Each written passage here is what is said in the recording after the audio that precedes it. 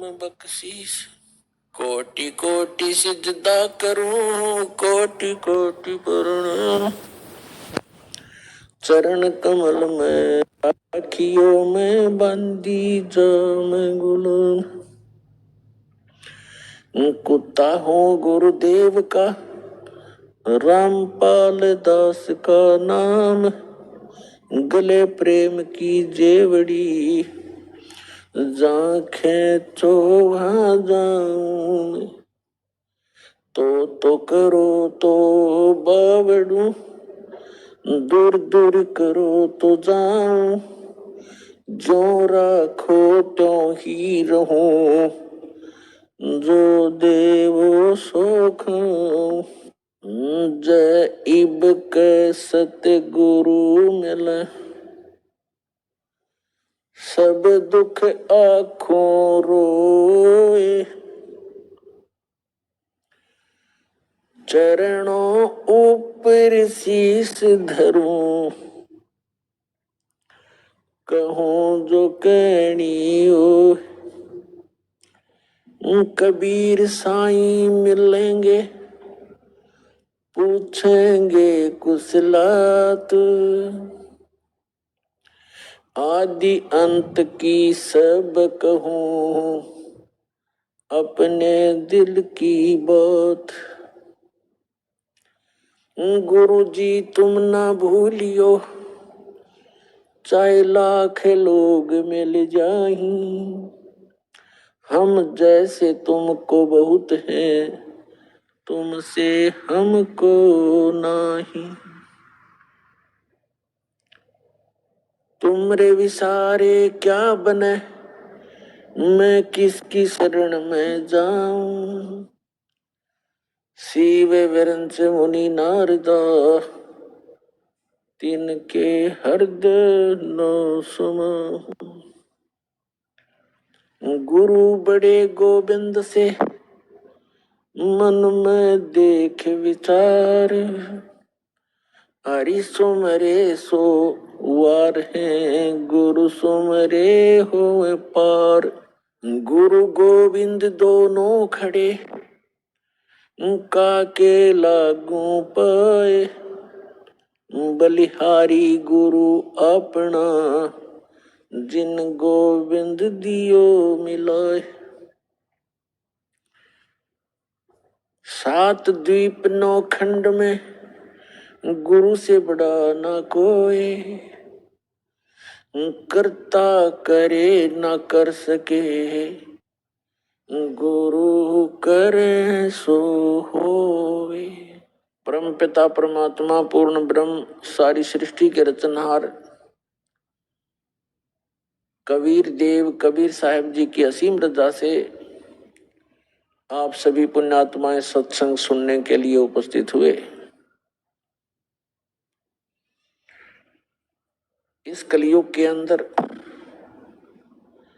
सबसे दुर्लभ है सत्संग प्राप्त होना। आप जी के ऊपर परमात्मा ने यह विशेष रजा बख्शी है। आप कितनी पुण्यात्माएं हैं कि आपको सत्संग उपलब्ध हुआ। सत्संग का अर्थ होता है सत्य, तत्व ज्ञान, सत्य ज्ञान, आध्यात्मिक ज्ञान का जहां प्रचार होता हो उसको सत्संग कहते हैं। अध्यात्म मार्ग के अंदर हमने अपने आध्यात्मिक ग्रंथों को ही आधार मानकर आगे कदम बढ़ाना होगा, क्योंकि आज तक जो भी धर्म या उस धर्म के अंतर्गत फॉलोवर, उनके अनुयायी जितने भी हैं, वे प्रारंभ से ही अपने धर्म ग्रंथों को सर्वोच्च मानते हैं, उत्तम मानते हैं, शिरोधार्य मानते हैं। तो आज भी हमने उनको शिरोधार्य ही मानना होगा। और जो भी धर्म गुरु अपने धर्म ग्रंथों के विपरीत ज्ञान दे रहा है उसको हमने अब छोड़ना होगा, तभी हम भक्ति मार्ग में सफल होंगे। इसके लिए पवित्र श्रीमद् भगवत गीता अध्याय नंबर 16 का श्लोक नंबर 23 और 24 पर्याप्त है हमें समझने के लिए। उसमें विवरण है कि शास्त्र विधि को त्याग कर जो मनमाना आचरण करते हैं उनको न तो सुख की प्राप्ति हो सकती, न उनको कोई सिद्धि प्राप्त होती और न ही उनकी परम गति होती है। तो पुण्यात्माओं, आध्यात्मिक क्रियाएं जो हम करते हैं इन तीन वस्तुओं की प्राप्ति के लिए ही करते हैं कि अपने जीवन में हम सुखी रहें, हमारी कार्य सिद्ध हो और फिर परम गति हो। और ये तीनों ही पदार्थ शास्त्र विरुद्ध साधना करने से वंचित रह जाते हैं। इसलिए 24वें श्लोक में श्रीमद् भगवत गीता अध्याय नंबर 16 के कहा है, इससे तेरे लिए अर्जुन कर्तव्य और अकर्तव्य की व्यवस्था में, यानी कौन से धार्मिक अनुष्ठान क्रियाएं मंत्र जाप करने चाहिए और कौन से ना करने चाहिए, उसके लिए अपने सदग्रंथों को ही आधार मानना। तो पुण्यात्माओं, आज का जो समागम प्रारंभ हो रहा है, जो 5 दिवसीय ये सत्संग चलेगा, ये किस उपलक्ष्य में है, आज सबसे पहले आपको थोड़ी सी जानकारी देंगे, फिर परमात्मा की महिमा से आपको परिचित कराएंगे। ये जो सत्संग प्रारंभ हो रहा है ये किस उपलक्ष्य में है? आत्मा परमात्मा की खोज में वर्षों युगों से लगी हुई है, हजारों करोड़ों युगों से लगी है। और हम अपने सदग्रंथों में ये भी पढ़ते आए हैं कि जो सत साधना करते हैं, मर्यादा में रहकर सत भक्ति करते हैं, वे ऐसे स्थान पर चले जाते हैं जहां से लौटकर फिर प्राणी कभी संसार में नहीं आता। प्रमाण के लिए श्रीमद् भगवत गीता अध्याय नंबर 15 के श्लोक नंबर 1 से लेके 4 में प्रमाण किया है कि तत्वदर्शी संत की प्राप्ति के उपरांत, और तत्वदर्शी संत कैसा होगा वो भी इसमें प्रमाणित किया है। जो उल्टे लटके हुए संसार रूपी वृक्ष के सभी विभाग जानता है, विस्तार से जानता है, वो तत्वदर्शी संत है। तत्वदर्शी संत चौथे अध्याय के 34वें श्लोक में कहा है कि अर्जुन तू तत्वदर्शी संत से उस तत्व ज्ञान को प्राप्त कर। तो यहाँ 15वें अध्याय के 4थे श्लोक में कहा है कि तत्व ज्ञान की प्राप्ति के उपरांत उस तत्व ज्ञान से इस अज्ञान को काटकर, अर्थात अज्ञान हटाकर उसके पश्चात परमेश्वर के उस परम पद की खोज करनी चाहिए, जहां जाने के बाद साधक फिर लौटकर कभी संसार में नहीं आते। और जिस परमेश्वर ने संसार रूपी वृक्ष की रचना की है, यानी सारे ब्रह्मांडों की जिसने रचना की है, केवल उसी की भक्ति करो। गीता ज्ञान दाता जो श्री कृष्ण जी के अंदर प्रवेश करके बोल रहा है, वो ब्रह्म है, सरपुरुष है। वो अपने विषय में कहता है कि अर्जुन, तेरे और मेरे बहुत जन्म हो चुके हैं, तू नहीं जानता, मैं जानता हूं। मेरे कर्म और जन्म अलौकिक हैं, दिव्य हैं। प्रमाण के लिए श्रीमद् भगवद गीता अध्याय नंबर 2 श्लोक 12, अध्याय नंबर 4 श्लोक 5 और 9, अध्याय नंबर 10 श्लोक 2 में ये गीता ज्ञानदाता स्वयं कहता है कि मेरी भी जन्म मृत्यु होती है और मेरे उपासक की भी जन्म मृत्यु होती है और आपकी भी होती है। अभी तक जो हमारे धर्म गुरु श्री कृष्ण जी की पूजा का हमें विधान बताते थे, यदि हम ये मानकर चलें कि श्रीमद् भगवद गीता का ज्ञान श्री कृष्ण जी बोल रहे हैं, वैसे तो सच्चाई आपको बताई दी दास ने। श्री कृष्ण जी के अंदर ये सरपुरुष यानी काल ज्योत स्वरूपी निरंजन, जो जिसे योगी लोग ब्रह्म कहते हैं, ऋषि लोग जिसे ब्रह्म कहा करते हैं, वो बोल रहा है। और वो 21 ब्रह्मांड का स्वामी है। और श्री कृष्ण जी विष्णु जी के अवतार हैं। श्री विष्णु समझो से श्री कृष्ण समझो। ये केवल एक ब्रह्मांड में 3 लोकों पर, पृथ्वी लोक, स्वर्गलोक और पाताल लोक, इन 3 लोकों पर केवल एक विभाग के प्रभु हैं, स्वामी हैं। विष्णु जी सतोगुण विभाग के, यानी श्री कृष्ण कहो, विष्णु कहो, और ब्रह्मा जी रजोगुण विभाग के मंत्री समझो, साहब समझो, मालिक समझो, खुदा समझो। और श्री शंकर जी जो है ये तमोगुण विभाग के स्वामी समझो, प्रभु समझो। ये केवल इतने ही मालिक हैं। तो गीता ज्ञान दाता जो भी आप समझते थे उसी को सोचकर चलिए, वही मानकर चलिए। वो कह रहा है कि मेरे तो जन्म मृत्यु होते हैं और वो कोई और परमात्मा है जिसकी शरण में जाने से 18वें अध्याय के 62वें श्लोक में कहा है, अर्जुन तू सर्वभाव से उस परमेश्वर की शरण में जा, उसकी कृपा से तू परम शांति को और सनातन परम धाम को प्राप्त होगा। तो यहां हमने अब समझना है कि वो परमात्मा कौन है, जिसके विषय में गीता ज्ञानदाता भी प्रमाणित करा कि उसी की शरण में जाओ, उससे आपको वो स्थान मिलेगा जहां जाने के बाद फिर लौटकर कभी संसार में नहीं आओगे। वो शाश्वत स्थान है। तो अब हम जो प्रसंग चला है कि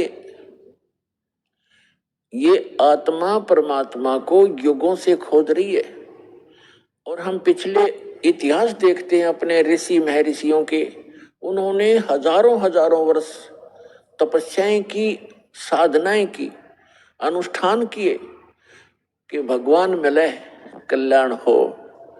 लेकिन यदि उनका मार्ग ठीक होता तो वही मार्ग वो हमें बताया करते थे, तो हम सभी चले जाते और पृथ्वी खाली हो जाती। अब यहाँ शंका एक और उत्पन्न होती है। कई भक्तजन श्रद्धालु कहते हैं कि यदि पृथ्वी खाली हो जाएगी तो यहाँ कौन रहेगा। तो ये बालक सोच होती है। एक बिल्कुल अबोध बच्चा ये बातें कर सकता है जिसको कुछ भी ज्ञान नहीं। अब ये कोई सुख का स्थान थोड़ा ही है, हर चीज का अभाव यहाँ पर, और सारा जीवन हम अपने इस पेट पोषण पर ही लगा देते हैं और बीच में ही मृत्यु हो जाती है। इतना गंदा स्थान यहाँ रहने की इच्छा हमारी क्यों बन रही है? क्योंकि हमें उस अन्य सुख में लोक का ज्ञान नहीं, और वहां जाने का कोई समाधान नहीं। अब जैसे चंद्रमा खाली पड़ा है, ऊपर के ग्रह ये सभी खाली पड़े हैं, तो एक पत्थर ये भी पड़ा रहेगा। हमने कौन सा ठेका ले रखा है यहीं पर गर्मी और सर्दी और भूख प्यास इन कैंसर से पीड़ित होकर मरने और जीने की? यह तो हमारी मजबूरी है। जब हम ऐसे स्थान पर चले जाएंगे जहां हमें शरीर इतना अच्छा मिलेगा जिसमें कोई रोग नहीं, निरामे मिलेगा। निरामे, आमे माने रोग होता है, निरामे माने निरोग शरीर मिलेगा। और ऐसा ही वहां दुनिया होगी आपकी, ऐसे आपका परिवार होगा जो कभी मृत्यु को प्राप्त नहीं होगा। और वहां एक ऐसा शिष्टाचार होगा, यहाँ तो कद बहु सास ने गड़न लाग रही है या सास बहू से के सर हो रही है, रोज कोई ना कोई पंगा जी ने बना रहता है। जीव के हम ढीठ होकर जी रहे हैं, कोई विकल्प दिखाई नहीं दे रहा। तो हम ऐसे स्थान पर चले जाएंगे जहां कोई दुख नहीं, कोई वृद्ध अवस्था नहीं। अब कौन वृद्ध होना चाहता है, कौन रोगी होना चाहता है, और सभी हो रहे हैं। कौन मरना चाहता है, और सभी मर रहे हैं।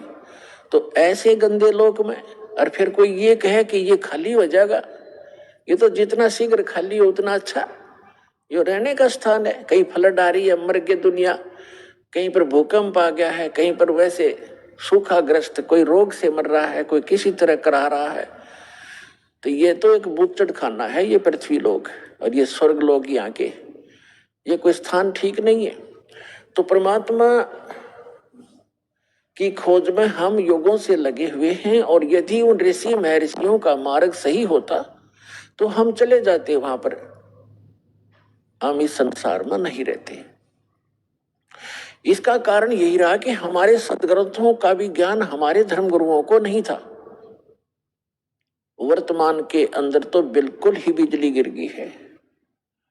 और विशेषकर इस हिंदू धर्म में तो कमाल कर दिया, जितना भक्ति का इस अध्यात्म मार्ग में जो घोटाला देखा है इस हिंदू धर्म के अंदर है, और अन्य धर्मों में नहीं देखने को मिलता।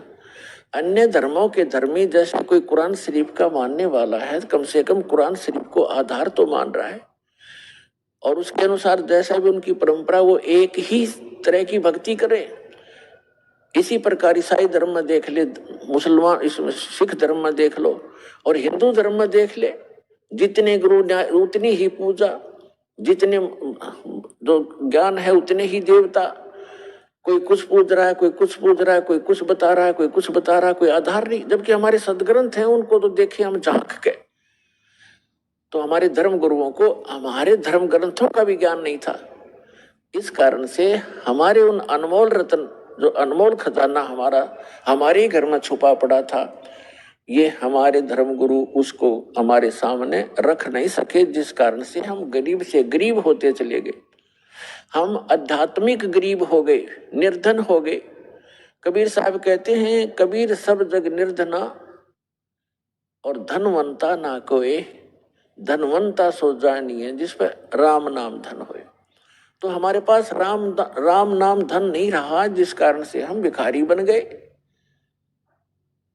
तो पुण्यात्मा, अब हमने फिर धन, राम नाम के धन को पुनः संग्रहित करना है शास्त्र अनुकूल साधना करके।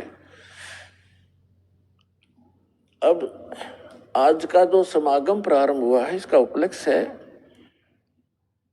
कि ज्येष्ठ सुदी पूर्णमासी को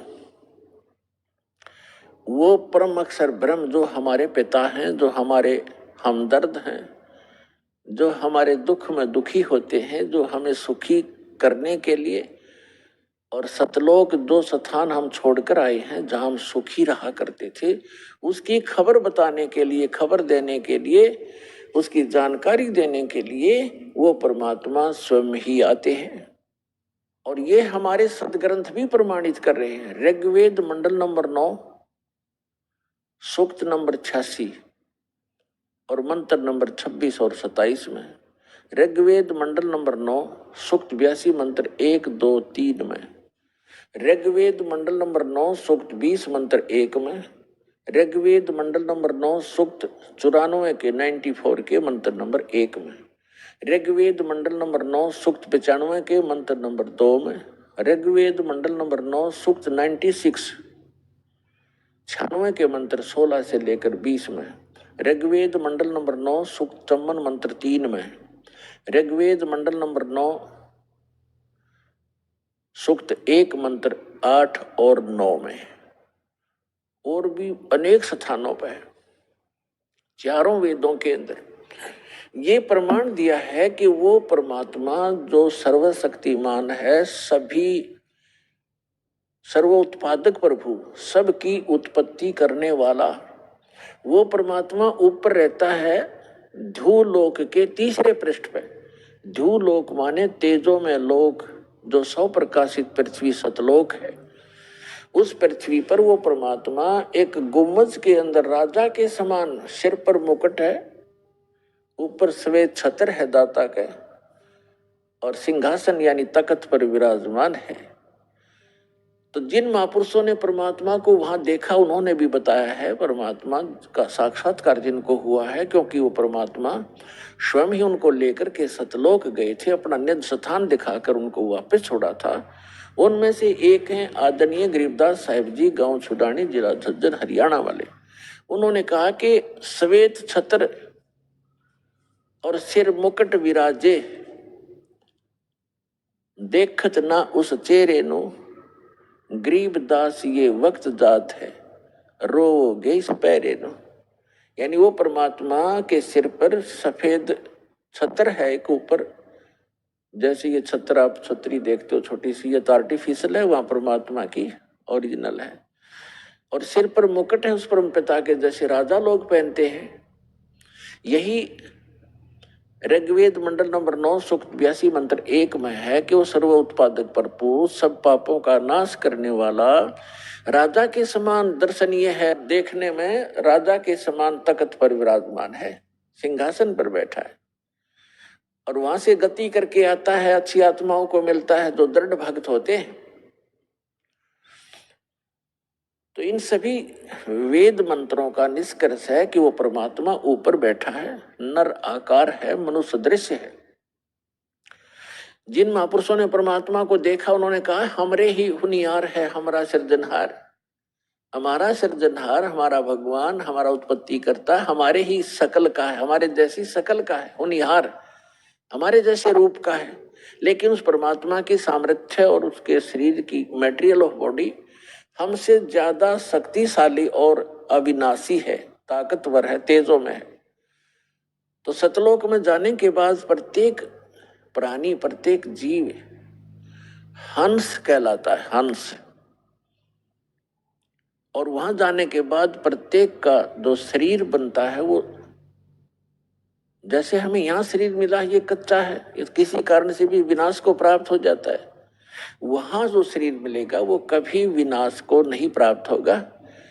उसमें नाड़ी तंत्र नहीं है, उसके अंदर ब्लड प्रेशर, शुगर, कैंसर आदि कोई रोग नहीं होता, वहां वृद्ध अवस्था नहीं है और वहां सदा युवा रहते हैं। जब बच्चे होते हैं ऐसे आपका परिवार होगा और बच्चे होंगे और एक स्थिति ऐसी आती है कि वो युवा होने के बाद फिर युवा ही रहेंगे, वो सदा वृद्ध नहीं होते और इतने शुद्ध विचार हैं, किसी चीज का अभाव नहीं है, किसी वस्तु का अभाव नहीं वहां पर।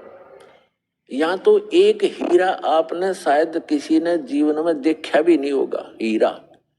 और वहां सतलोक के अंदर हीरों के तो पहाड़ हैं, जैसे यहाँ पत्थर के पहाड़ हैं, वहां हीरे ठोकरों में रले मिलेंगे आपको। और दूधों की दरिया बहती हैं, सदाबहार वृक्ष हैं, किसी चीज का अभाव नहीं, जहां बैठो कुछ खाओ। और सब पकवान आपको किसी प्रकार के पकवान, जैसे परमात्मा जब काशी में आए हुए थे 120 वर्ष रहे, तो एक बार किसी ने मजाक कर दिया था, झूठी चिट्ठियां डाल दी थी कबीर भगवान के नाम से कि सभी साधु संत आओ और कबीर साहब भंडारा कर रहे हैं। और उस समय लीला कर रहे थे, दाता एक गरीब कति एक सिंपल भगत की झोपड़ी में रहा करते थे, 2 समय का मुश्किल से आहार होता था और जिसके द्वार पर 18 लाख व्यक्ति आ गए। तो वो परमात्मा स्वयं गए अपने निज स्थान सतलोक में और वहां से 9 लाख बैलों के ऊपर बने बनाई जलेबी, कचौड़ी, पकौड़ी, दही, बड़े, बूंदी, लाडू, सब कुछ भरकर, दाल, चावल, खांड, खीर, सब कुछ बने बनाया और यहाँ सेकंड में लाता रहे। तो वहां सब वस्तुएं आपको उपलब्ध हैं। तो वहां कोई राग नहीं, कोई द्वेष नहीं। या तो हम कभी किसी जमीन के बंटवारे पर लड़ मरते हैं, जमीन वहीं रह जाती है और इंसान मर जाते हैं। तो ये वृत्ति खराब क्यों होगी हमारी? क्योंकि एक तो ज्ञान नहीं और दूसरा हमारे साथ भगवान नहीं। जब हमारे साथ भगवान होगा और ज्ञान होगा, हमें किसी चीज का अभाव यहाँ भी नहीं रहेगा। जब तक आप यहाँ रहोगे, आपकी सुरक्षा होगी, आपके बच्चों की सुरक्षा होगी। तभी तो हम भगवान की खोज करते हैं कि हमारा परिवार सुखी रहे, हम भी निरोग रहें, हमारी अकाल मृत्यु ना हो। ये मानते हैं हम बूढ़े में बुढ़ापा मर जाएं, लेकिन बीच में ना मरे। तो ये इस गंदे लोक में भी, इस नासवान स्थल पर भी उस अविनाशी परमात्मा कबीर जी की शरण में आने के उपरांत ही हम ये सुख भी प्राप्त कर सकते हैं। तो ये ज्ञान हमें अभी किसी ने बताया ही नहीं और परमात्मा आकर बताने की चेष्टा कर रहे थे। सन 1398 से सन 1518 तक 120 वर्ष परमेश्वर यहाँ रहे, एक जुल्हा गरीब की भूमिका, निर्धन की भूमिका की। अब वो भूमिका क्यों की? क्योंकि 5 दिन के अंदर इस समागम के दौरान हम आपको परमात्मा की रह कर विस्तार से जितनी हमारी बुद्धि काम करेगी दास की, आपको सब कथाएं सुनाएंगे तब समझ में आएंगी। चारों युग में संत पुकारे, को के कहा हम हेल रे, हीरे माणक मोती बरसे, ये जग चुगता ढेल रे। ये समागम उस शुभ दिन के उपलक्ष्य में मनाया जा रहा है कि वो परमात्मा हमारे पिता हम बालकों की गलती को अक्षमा करके जो हमने सतलोक में करी थी, क्योंकि सृष्टि रचना के माध्यम से आपको ये जानकारी होती है कि आप जी कैसे यहाँ फंसे थे इस गंदे लोक में, क्यों इतना कष्ट उठा रहे हैं। ये सजा है आपको, ये दंड है आपको यहाँ मिला हुआ है। और इस जेल के अंदर जो थोड़ी बहुत सुविधा प्राप्त हो कर लेते हैं हम उसी को सुख मान रहे हैं। जेल में सुख सपने में भी नहीं होता। तो इस 21 ब्रह्मांड जो या जेल है काल की, इसमें सुख स्वप्न में भी नहीं हो सकता किसी प्राणी को, चाहे वो पूरी पृथ्वी का राजा हो, चाहे वो स्वर्ग का राजा हो। तो ये जो स्थान है यहाँ हम क्यों आए, ये सृष्टि रचना में आपको बताएंगे, इस समागम के दौरान भी आपको बताएंगे। तो उस गलती को अक्षमा करके परमात्मा हमें बालक जान के अब यहाँ आते हैं, हमें अपना निज स्थान बताने, अपने पाने की यानी सतलोक जाने की विधि बताने के लिए वो स्वयं ही आते हैं। तो वो परमात्मा जैसे उस परमात्मा के विषय में आप जी ने अभी प्रमाण सुना कि चारों वेदों में उसमें स्पष्ट है कि वो परमात्मा ऊपर रहता है, वहां राजा के समान ओवरऑल कंट्रोलर के रूप में सिंहासन पर विराजमान है। और उस परमात्मा की शक्ति, पावर ऑफ गॉड, उस परमात्मा की शक्ति सर्वव्यापक है। वो परमात्मा एक देशीय है, एक स्थान पर रहता है। जैसे सूर्य एक देशीय है और उसकी जो शक्ति है वो निराकार रूप में प्रत्येक को प्रभावित कर रही है। उष्णता उसकी शक्ति है, आप छाया में बैठे होते हो तो भी उसकी उष्णता आपको महसूस हो रही होती है। इसी प्रकार परमात्मा की जो शक्ति है प्रत्येक कण कण में विद्यमान है। परमात्मा एक स्थान पर है, नर आकार है और वहां से गति करके यहाँ आता है। वो उद्देश्य क्या रखता आने का, पर वेदों में भी आपको बहुत बार प्रमाणित किया है और आगे भी बताएंगे कि वो परमात्मा यथार्थ भक्ति मार्ग बताने के लिए ही यहाँ आता है। हमें यदि किसी वस्तु की आवश्यकता है तो मोक्ष मार्ग है वो। मोक्ष माने यहाँ इस बंधन से छूट जावा, जो कर्म बंधन से हम बंधे हुए हैं। और कर्मों के बंधन से छुड़वाने वाले को बंदी छोड़ कहते हैं और कर्म के बंधन को केवल वो बंदी छोड़ परमेश्वर सत्य पुरुष कबीर साहब ही छुड़वा सकते हैं। मासा घटे न तिल बधे, विधना लिखे जो लेख, सच्चा सतगुरु मेट कर ऊपर मारे मेघ। अब जब परमात्मा यहाँ आते हैं हम उस परमात्मा को पहचानते नहीं। क्यों नहीं पहचानते? क्योंकि हमने डेफिनेशन ऑफ गॉड व रॉन्ग सुन रखी होती है। परमात्मा की जो परिभाषा है वो हमने गलत सुन रखी होती है, जिस कारण से हम परमात्मा का कुछ और ही दृष्टिकोण से विवेचन करते रहते हैं और वही धारणा हमारे हृदय में समाई रहती है। इसलिए वो परमात्मा यहाँ परमात्मा कम और एक मानव की तरह अधिक लीला करता है ताकि वो हम उसके निकट रहकर कुछ उनके ज्ञान को फॉलो कर सके। तो इसलिए वो परमात्मा ने स्वयं आकर के यहाँ पर ज्ञान देते हैं वो।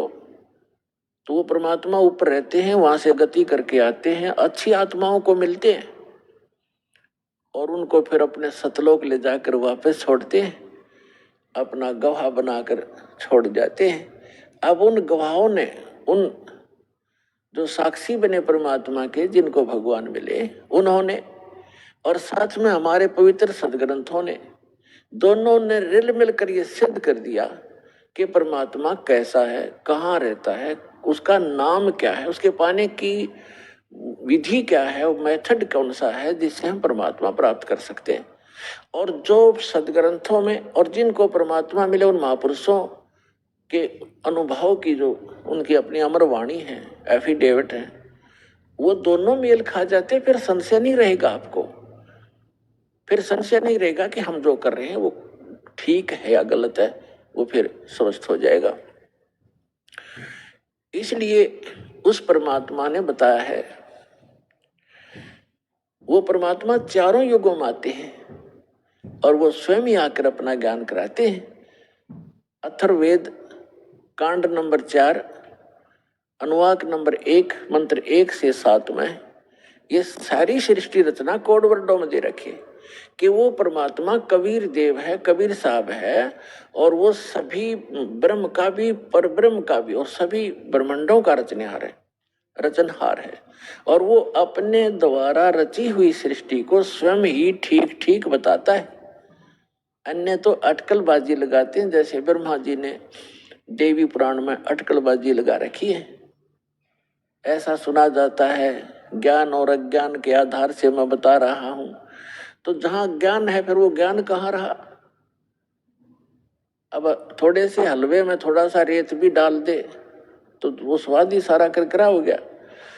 इस प्रकार वो परमात्मा स्वयं आते हैं और क्या बताते हैं, चारों युग में संत पुकारे, को के कहा हम हेल रे, हीरे माणिक मोती बरसे, ये जग चुगता ढेल रे।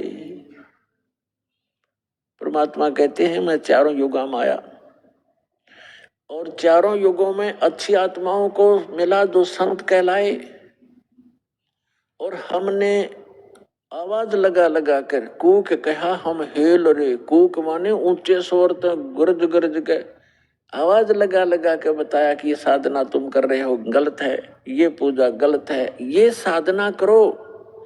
शास्त्र विधि त्याग कर मनमाना आचरण करने वाले डले ढो रहे हैं, ये जग चुगता ढेल रे। हीरे मोती समझकर कंकर इकट्ठे किए बैठे हो आप, और हम हीरे और मोती इनकी वर्षा कर रहे हैं शास्त्र अनुकूल साधना और मंत्रों की, जिससे आपको मोक्ष रूपी हीरे प्राप्त होंगे, आपका जीव सुखी होगा। हमारा ज्ञान किन्हें ना सुनिया, पर भी लेन जात है दुनिया। हमारा ज्ञान किसी ने नहीं सुना, किसी ने नहीं सुना, और वहां पर भी लेने जाते हैं। जैसे आप देख रहे हो केदारनाथ के ऊपर कल से कितना भयंकर फ्लड आकर के बदल फट गया, वहां तहस नहस हो गई, बहुत से नुकसान हुए, बहुत से श्रद्धालु मारे गए। अमरनाथ के ऊपर जाते हैं, शायद ही कोई ऐसा वर्ष गया होगा जिसमें 100, 200, 1000, 15 से ना मरे हों दर्शक श्रद्धालु। तो पुण्यात्माओं, आत्मा भगवान बिना रह नहीं सकती, इसका स्वभाव है। इसको आवश्यकता उस भगवान की, जिस दिन से ये उससे बिछुड़ी है उसी दिन से उसको वो सुख नहीं प्राप्त हो रहा जिसको ये छोड़कर आ चुकी है। तो यहाँ परमात्मा कहते हैं हमारा ज्ञान किने ना सुनिया, और वहां धक्के खान जात है दुनिया, पर भी लेने जाती जोड़ तालाब में नहाने के लिए। है कहीं गीता और वेदों में प्रमाणिक की साधना से मोक्ष होगा? तो ये कहां से ग्रहण किया? ये शास्त्र विरुद्ध साधना है, इन लोक वेद बना रखा है इन अज्ञानी संतों, ऋषियों और आचार्यों ने। अब परमात्मा क्या बताते हैं, सतयुग में सत सुकृत कह टेरा, त्रेता नाम मुनींदर मेरा, द्वापर में करुणा में कहाया, और कलियुग नाम कबीर दराया। चारों युग में संत पुकारे, और कूक कहा हम हेल रे, हीरे माणिक मोती बरसे, ये जग चुगता ढेल रे।